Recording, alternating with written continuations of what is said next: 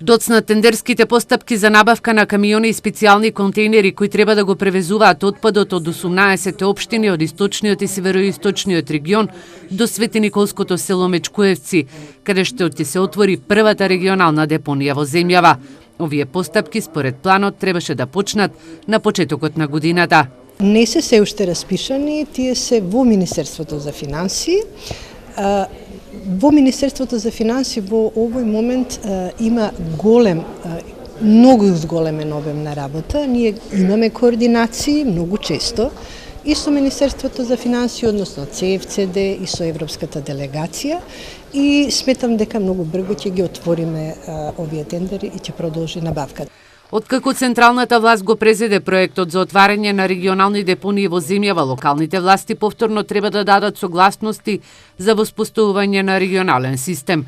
Општина Ранковце бара трансфер станицата да не биде во близина на населено место, но според европската регулатива дозволено е ваквите станици да се на растојание од 500 метри воздушна линија од населеното место. Општина Свети Николе пак бара специјалните камиони за отпад да не минуваат низ нивниот град.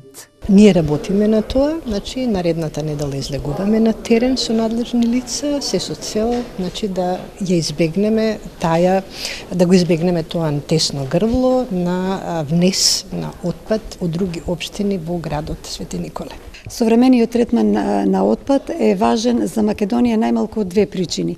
Едната е да се обезбеди повисок квалитет на живот на граѓаните, во чисти хигиенски услови, а од друга страна битно е и од економски аспект, затоа што современиот третман на отпад спаѓа во зелената економија. Источниот и североисточниот регион постапката за отварање на регионална депонија ја започнаа пред 8 години, одбивајќи го јавното-приватно партнерство во интерес на стандардот на граѓаните. Над 30 милиони евра треба да чини проектов кој се реализира со европски пари. Крајниот рок за отварање на регионална депонија е 2022 година. Општините без отпад беше денешната тема на конференцијата на која се дебатираше во Штип, а организирана од Зелениот институт и Дом.